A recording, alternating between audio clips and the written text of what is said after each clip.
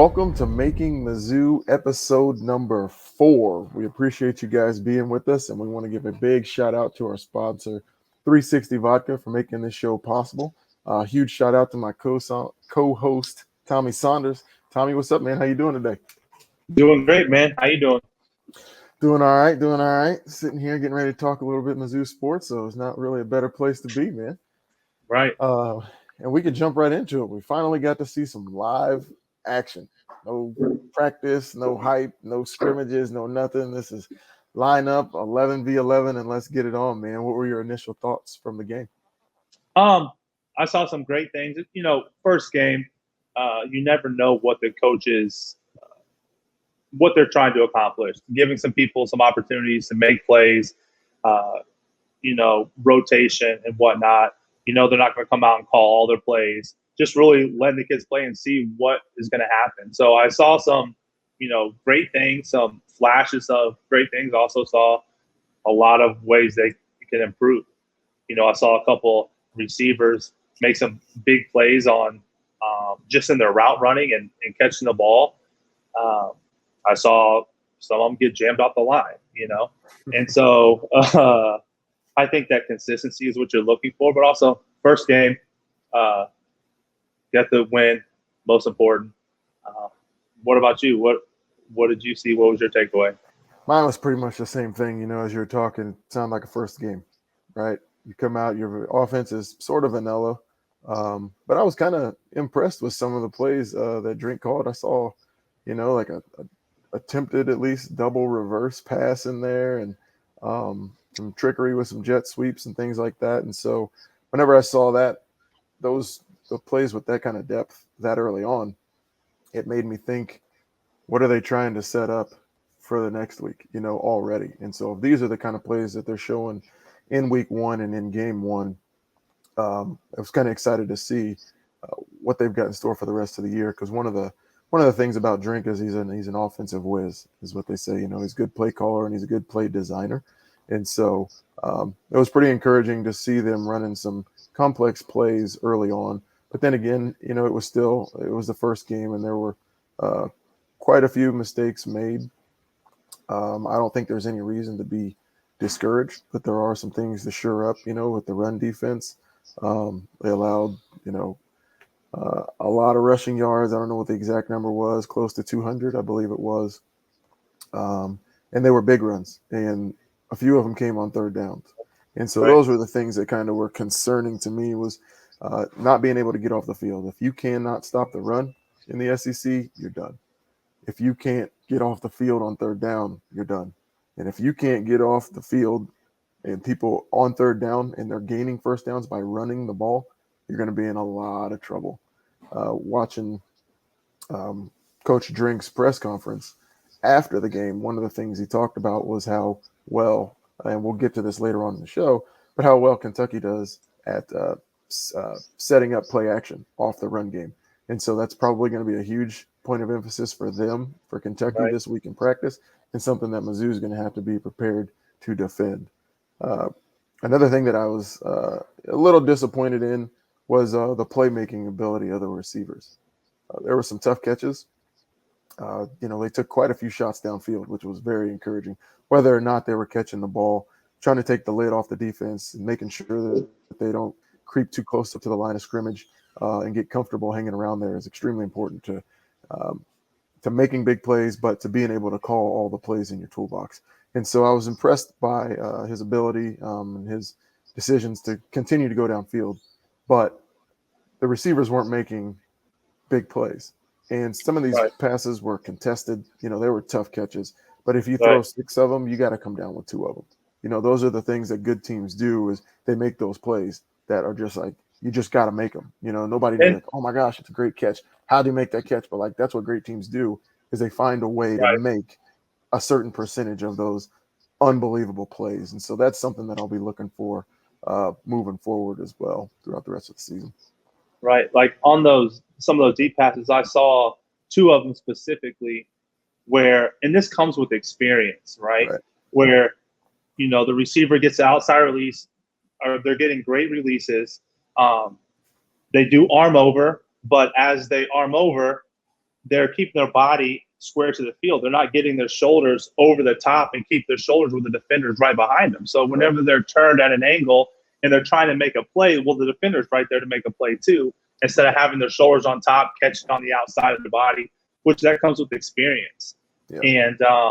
And just doing those fundamentals is that's the difference, like you said, in those two catches coming down with it, and that changes the game. You know the game comes down to a handful of plays, 5, 6, 7 plays, and it can totally change the game around. And so as I'm looking at the offense, that's what I see. I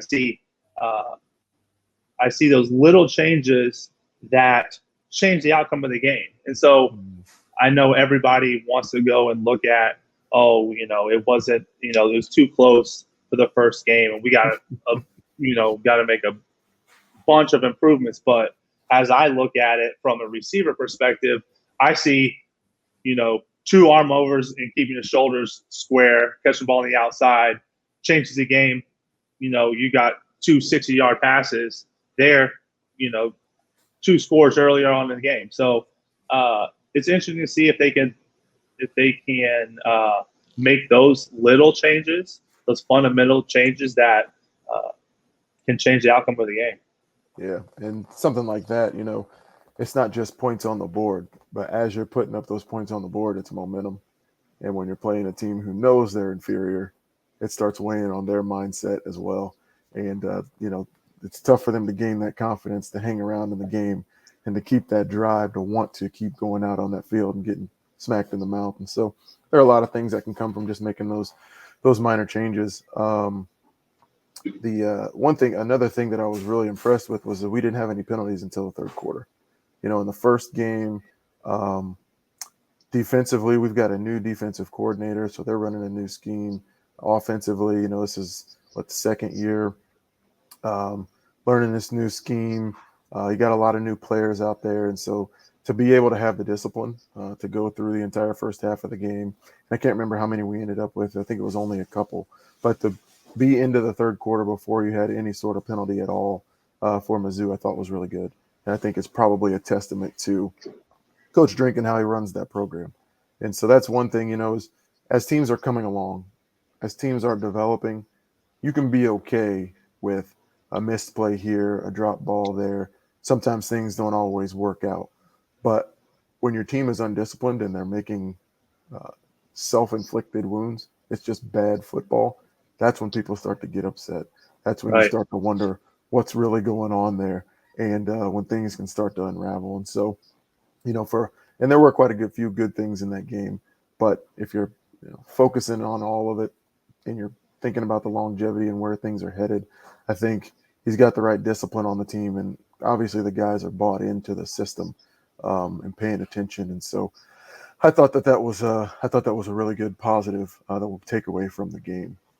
What did you think about the enthusiasm? I couldn't really get a sense of how hyped the guys were without being there. I think that's one thing you got to get on the sideline and be down there and see the guys and see how hyped they are. What was your sense just from watching it on TV of how enthusiastic those guys were and how fired up they were throughout the whole game? I was kind of like you. It felt difficult to gauge how excited they were. It kind of looked like a first game for a lot of guys, like not just the first game of the season, but it looked like a first game, in terms of nerves, in terms of getting your feel. And you got to think about it. These cats spent last year with no fans in the stands. So this was like, even if guys did play last year, this was kind of like a first game for some of the younger players because there were no fans. Everything was like practice. And one of the things Drink said was last year you could change the play from the sideline pre-snap because you could yell out there and they could hear you. But you put, 60,000 fans in the stands like there were on Saturday, and it really changes the ball game. And so that was kind of the sense that I got from the enthusiasm. There were guys jumping around and flying around after making plays and things like that, and that's what you really want to see. But I look for that enthusiasm level to be like, permeate through the TV, for me to be able to feel that, for it to be tangible in my basement when I'm watching the game. And so I think that'll come. I think that'll come with experience, with success, with familiarity. But this game, I did feel like it was, might have been missing a little bit, but without being there, you can't really tell. How about yourself? Right. Yeah, I think back to my first games, and I was only worried about myself and making sure I do what I need to do. I wasn't trying to cheer on anybody or tell somebody a great catch or anything. I'm like, hey, what am I supposed to do? Who am I blocking? You make sure I look Right. the ball in, all the fundamentals, what signal, who's this? There's so many aspects to the game that I'm, as a redshirt freshman, not trying to mess up, Yep. and you've seen it. You've seen guys get an opportunity the first game. You're in the rotation. They get out there. They drop a ball. That's it. They're not seeing the field again. There's not 4 years gone. Yep. So I think that when you talk about the experience, you talk about the younger players. I think that enthusiasm and that energy that comes with knowing what you're supposed to do and reaction instead of thinking. That's where the enthusiasm comes in, and I think you'll see that as the season progresses. Yeah. But yeah, I mean, my first game was at Arrowhead Stadium. I felt like I'm from Kansas City. I felt like my whole town of Kearney was there. Yeah. And my first play was, I think it was called Rocket Launch, shovel screen right into the defensive end for a 2-yard loss. He just demolished me, but I caught it. It was my first catch. It was awesome, What so else do you I remember know about that game? Yeah, I remember it being hot. I remember I had to play every position because somebody got hurt, and so I was playing H and Z, and I remember Coffee. Oh, I had to catch punts. I think Coffee hurt his shoulder. The punt, I think Woods was the starting punt returner, and then Coffee hurt. They put Coffee back there, and then I had to catch punts. Yeah. And so that was a change. Tell me how many tickets you had to get for the first game, though. Oh, I'm at least 84. I mean, okay. I gotta prepare for the game. Yeah. I gotta get at least 50 tickets. Okay, and that's really it. I gotta go see a movie on Thursday night. Like, that's it. What movie I'm gonna see? Oh, that's awesome. That's my week of preparation. So, how many catches did you have in your first game? Do you remember that? I only remember my first one. I think I had 3 catches, if I remember. I think I had a smash, a gold, and that rocket launch. What about you? What was your first game? My first game was against Arkansas State. Man, this was a long time ago, dude. I'm getting old. So 2004, yeah, against Arkansas State. And I remember being just exactly like what you said, right? Like, you're hyped up, you're ready for the team, you want to be supportive of everybody else, but at the same time, like, your focus is like, don't mess this up. Right? Like, what's my assignment? We're going to run out there. He's going to call the play. Okay. We went over this in practice. Okay. What's the play? Decipher that. Get to the line of scrimmage. Like, make it look like you belong. Like, right? Like, do all your timing at the same time as everybody else. Put your hand down at the same time. So you want to look like you belong. You want to look like you know what you're doing. And then you actually want to remember your assignment, because on Sunday when the game's over and you go in the film room, everything you did, good or bad, is going to be on the screen. And you're going to get roasted. You get graded by every play by your coaches, and then if you look bad, the team is going to roast you. So I remember just wanting to do well, and that was it was a pretty hot camp for me, because I had torn my labrum in my shoulder in spring ball the year before. And so, in spring is usually when guys kind of solidify their spot, and then you go into fall camp, you have a couple scrimmages where they say, everybody's even and you got a chance to win a spot. But like in the spring, I didn't have that opportunity. And so going into fall camp, I was at the bottom of the depth chart, literally at the bottom. And so over the time of fall camp to the first game, I ascended to the starting position. So I was a redshirt freshman starting over a senior. And so I really wanted to prove myself and show to everybody that I belonged there. And so I remember first pass, wasn't the first play, but first pass I ever caught was a tight end screen pass I took it 24 yards to the house, and it took so much pressure off getting in the end zone. But I can remember, you remember how strict GP was. There was none Yes. of that celebrating, no Nope. diving into the end zone, none of that, right? So I got the screen pass, and I start running. I look upfield, and I'm like, wait a minute, I'm going to score a touchdown here. Like, I'm going to score. This is my first catch. And so the first thing is catch the ball. And then I'm like, I'm going to score. And so I'm running up the field, and I see that it's pretty clear. I had to dodge like one player. And then there's a safety. It's coming out of the corner of my eye, and he's not really that close. But I can remember kind of like slowing down just a little bit so I could dive into the end zone and not get in trouble by coach. That doesn't sound like you at all. That And I doesn't sound did like this. anything you would do. Not at all. And I did this corny little half lean dive into the end. You were like just enough, but you didn't want to really do it because you're Right? first. Like You want enough to like die and lose the ball. a little bit of swag so I could say something about it, but like not enough to where Coach Pinker would jump on me and it would draw too much attention. But it's crazy how those are the thoughts that happen in a split second Right. during the play. You're like, okay, I'm going to dive, but Coach Neal's getting mad at me, so let me slow down a little bit so I can dive. And it's actually really crazy. I mean, I can remember having thoughts like that while you're playing. Oh man, that's so funny. And I think that we is so ended up winning funny. that game like 52-20, which after that game, you know, it's 2004. So in 2003 was the first Independence Bowl. So 2004, we're supposed to be legit. We come out, you know, we blow out Arkansas State. Then the next week, we go to Troy. And we lose to Troy. I remember that. I was watching it on TV, red shirt, and I just remember you guys getting destroyed, us getting destroyed. And I was like, who is this defensive end that is destroying the entire offense? I said, he is incredible. Yep. He's like, you at Troy, I was like, who is this guy? And then he turned out to be DeMarcus Ware. Yep. And on the other side of that line was OCU Manure. So, yeah, maybe if you look at it in hindsight, You're like, oh. Could have been a little closer, but we still should have won that game, man. Yeah. But I was like, oh, practice could be terrible. And it was. Yeah, it was. Absolutely. But I bring that up to say, like, you know, as bad or as good as the first game is, and, you know, I know this game that we just played, there's a lot of question marks and a lot of folks, you know, same old Mizzou mentality, different things like that. Yep. But the first game has no implications on the rest of the season, basically is what I want to say. And so, you know, we got a good win. The team mantra here is 1-0, and it doesn't matter how close the game is.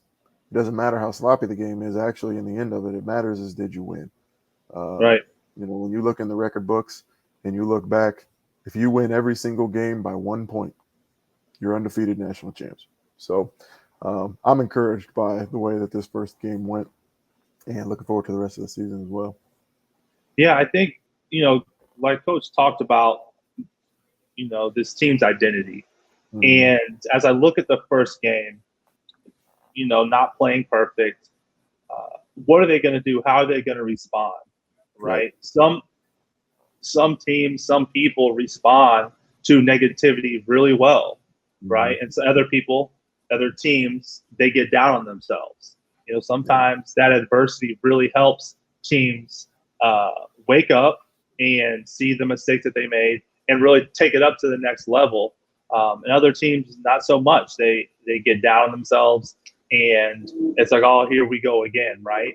And so it's going to be interesting to see how they respond.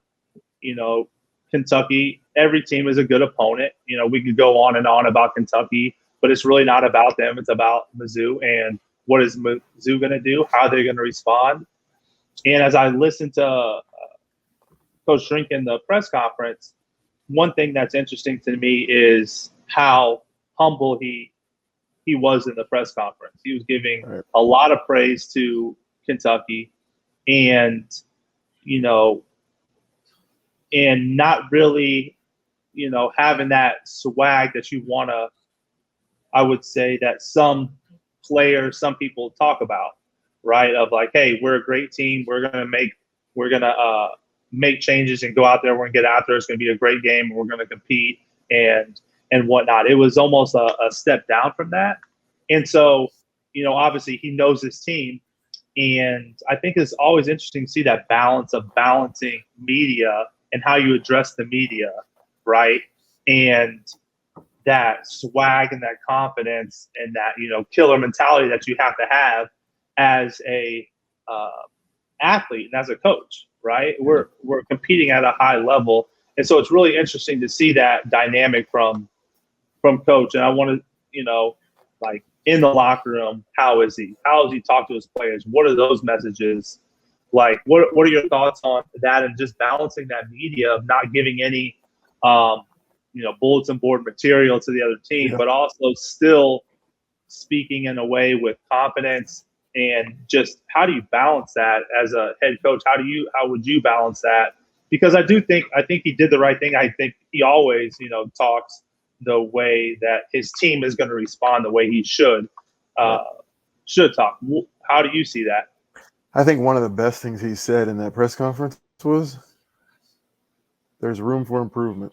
And he said the biggest room in the house is the room for improvement. Like that, to me, that sets the tone, right? Right. And whether you're running a business, whether you're running a team, whatever it is, and he's the CEO of that athletic department, he's the CEO of the team, managing stakeholder expectations, right? That's one of the most important things to do, especially when you're trying to change. You can't come in and try to tell everybody, hey, I know what you guys used to do. That didn't work. We're going to change it all and everything's going to be great right away. Right. That's exactly what he's doing. He's humanizing the change that's taken place within his football team, within the university, and within the athletic department. There's a lot of things that are going on around there. It's not just football. We're focused on it specifically, but what he's doing right now is making sure that everybody understands, hey, I'm a confident football coach. I feel like we have a really good football team, but I can't tell you we're going to go out there and set the world on fire, because that's not how it works. And you'd think that we as fans and we as people would know that by now, but every time something's new and something changes, all our common sense goes out the window, and we think, oh, since we made this change, now this is going to happen. But it still takes time. And so what he's doing is to me, it's buying time. It's like, hey, listen, I'm here, I'm the guy, but I'm not trying to get ran out of town in 3 years because I came in here promising you guys the world and that we were going to turn everything around and be number one in the SEC.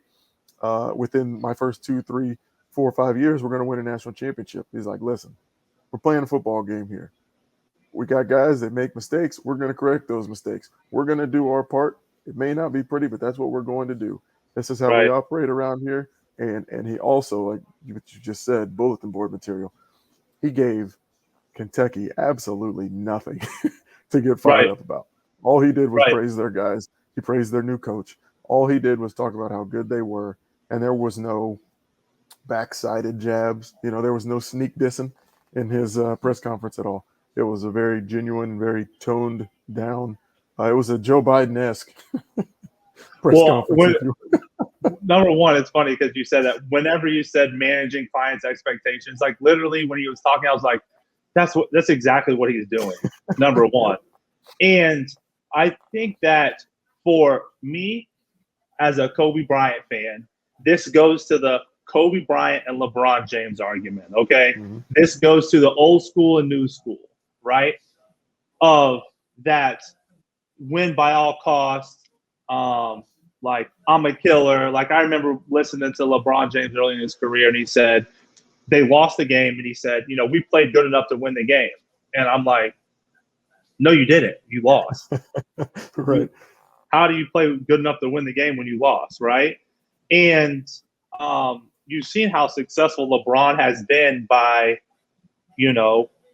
doing what he's supposed to do, right? He's not forcing any shots. He is building a team around him. And I think that's what you said, what coach is doing. He's setting the expectations from a marketing perspective around Mizzou, around the alumni, around all the diehard fans, right? And I think sometimes that's not what you want to hear. But if we take a step back and take off our, diehard Mizzou like we want to win every game hat. Realistically, to go undefeated in a season is very difficult. Correct. Right? Right? To undefeated national champion. Right. That's what we expect every year. It's tough. And so I think it is smart for him to do that. I think for me it's just how does that transition to his team? What's the message to the team? What's the difference? If we're talking marketing tactics, motivational messaging, how does that translate differently to the team? Which I think would be interesting to be in the locker room and hear that, because we only hear, the outward facing Sound bites and clips. Sound bites and right. We're not in there. We haven't been in there in 2 days, and then every single, talk after practice. Right. No. And one of the things that I thought about was, all of the hype around him has been created outside of him. If you look at his press conferences, he says the right things, but it also looks like he's doing the right things. But when I say he's saying the right things, it's just like this press conference today. He's just telling it like it is. He's not pumping anything up. He's just giving you the honest truth. And, you talk about, like, what do you want out of your program? How hard is it to go undefeated, win the national championship? He's trying to build a stable football program. And especially right now, if you're a Mizzou fan, I think that would be incredibly encouraging, right? After everything that's happened over the last 6 years at Mizzou, seeing a guy who's got all the hype because of his reputation, not because of his mouth, and then listening to what's coming out of his mouth and seeing what he's building, building a stable football team, football department at the University of Missouri is incredibly important. And I think that's what he's doing. And to me, that's probably the most encouraging part, is he's not trying to smoke and mirrors. He's not trying to do stuff, make stuff magic. He's playing football, and he's teaching kids the right way and to be citizens, football players, students. I mean, the whole gamut. That's what he's doing, is teaching. He's building young men. And that's what Gary Pinkel did, if you ask me. I think that he built young men. And as he got more of his guys on the team, and he continued to stick with what he was teaching, and he got more and more young men to buy in to his system of making them better people, players, boyfriends, students, sons, we became better football players. Right. And so I see a lot of those similarities in the style, and without being in the locker room, you don't know exactly what he's telling his guys, but from hearing what's coming out of his mouth and seeing the product on the field, that's just what it looks like to me, as he's trying to build a great program, a successful program, through building high quality guys who want to work hard, do things the right way. And oh, by the way, he's a great coach, and he's surrounded himself with, which is probably almost even more important, as he surrounded himself with a boatload of talent on the coaching staff. NFL guys, storied college guys, young cats who are really close to the game, just got finished playing a couple of years ago. Like, he's got a really wide array of experience, talents, and around him on that staff. And I think those are things that it takes to be vital, because he's 37, so he's 37, 38. He's still young, but you can't relate to every single player. And having younger guys on your staff helps you do that. But he's 37 to 38. So he doesn't have all of the experience or all the chops that these older guys do. So bringing some of these cats from the NFL to join his staff, I think speaks volumes for his foresight into how to run a program, and knowing that he can't do it all. He's just a guy who's directing the ship. Right. And I would say, listen to you say that and having that consistency, I think what, as a fan, as you watch the game and you know the history of Mizzou, I think what you get frustrated about is the inconsistencies, right? Right. In this first game, they pressured the quarterback really well on defensive side, right? Mm-hmm. But then they're giving up big plays, long drives in the run game. Yep. Right? So you see these glimpses of how great we could be, and being able to dial in and be consistent in every phase of the game, doing what you're supposed to do.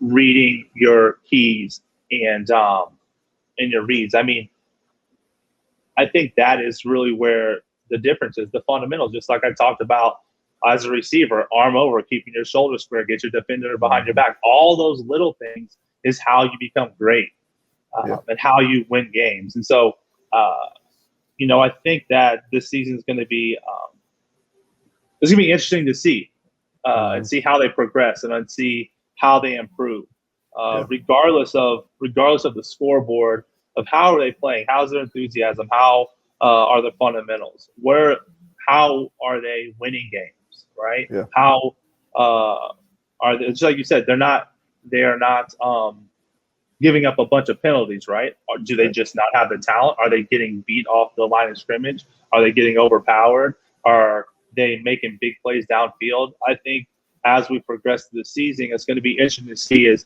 where, or as we're watching the games, I would say let's watch and see where are they winning and losing battles, right? Is it at the line of scrimmage on the receiving end? Are they dropping balls? Or is there pressure on the quarterback that is causing those balls not to be in the right spot? Is the defensive line getting pushed back into the linebackers, and so linebackers can't make a tackle? They can't see. Is that why the running game? I'm so offensive minded, and I'm looking at receivers. That's the only thing that really matters. I mean, that's how you're gonna win the game. I mean, score more points to them. That's it.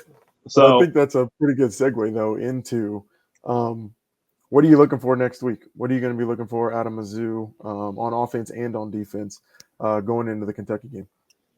I think just those improvements on the run game, on the defensive side, of how they address that. What are they going to do as far as the fronts, as far as just play intensity at the receiver position, just seeing how they're getting off the ball, seeing how they're running their routes. I mean, I saw some great route running from the receivers in this first game. And so to see how that improves, if they're squaring their digs off, if they're I saw a slant that was just like incredible. So I'm and I'll come back next week and have some specific plays. Maybe we could pull up and show, because I think those are the things. Those are the way that you win games of those few plays. So that's what I'll be watching. What about you? Solid. Third downs are going to be big for our defense. Watching them get off the field, and then for offense as well, being able to extend drives, keeping our defense off the field. Right, if we can sustain drives, wear down their defense, I think that's going to be one of the keys to winning this game. Coach Drink talked about Kentucky's offensive line, right? It's one of the best in the SEC, if not in the country. It could be coach speak, but they do have two really good offensive tackles, and they just got a transfer from Penn State, and so at quarterback, and so he talked about the play action and how they threw for 390 yards or 400 yards or something like that last week. Right. And so just watching how our defense controls the line of scrimmage or gets controlled on the line of scrimmage, because when you got an offense that can throw the ball for 400 yards, but they can also run it and setting up that play action, it makes for a long day for the defense. And so keeping those guys, keeping their offense off the field, I think is going to be a big key for me. The receivers and the receiving core for Mizzou, I think that's going to be a key area where they're going to have to step up and make plays. Tyler Beatty did a fantastic job, and the offensive line did a great job last week of blocking for him. He ran for just over 200 yards, I think it was. And so Kentucky's going to be prepared for that, right? They're going to know that we can run the ball and that we've got a dynamic running back. And so as they game plan for that, what are we going to do now to counterbalance that and to make sure we still have success on offense? And then with the new defensive coordinator and having a new defensive scheme, one of the things Kentucky does is they shift a lot, they motion a lot. And besides giving the quarterback cues as to whether you're in man or zone defense, what motions and shifts are also designed for is to create confusion on the defense. communication is so big, whether it's football, whether it's life, whether it's business. And so when you got guys running from one side of the formation to another, you've got to make all your checks and you got to make your calls and all those things and make sure everybody's on the same page so everyone is covered. And so when you're out there thinking about the new defensive scheme, you're playing next to a guy who you maybe didn't play with last year. You got a guy who had a great game in Blaze Aldridge last week who wasn't even on the team last year. You got a lot of things to worry about other than just your communication. And so the more you can make a team communicate, the better chance you have of them making a mistake. So I'll be very keyed in on seeing how the defense responds to how their offense runs the show and makes their adjustments and things like that. Yeah, I would say the one thing I would warn any current players on the team that's a redshirt freshman, you're playing an SEC team for the first time, take it from a vet, from an old head. I remember we played Nebraska, kickoff return. I was ready. Okay? I came and set the wedge.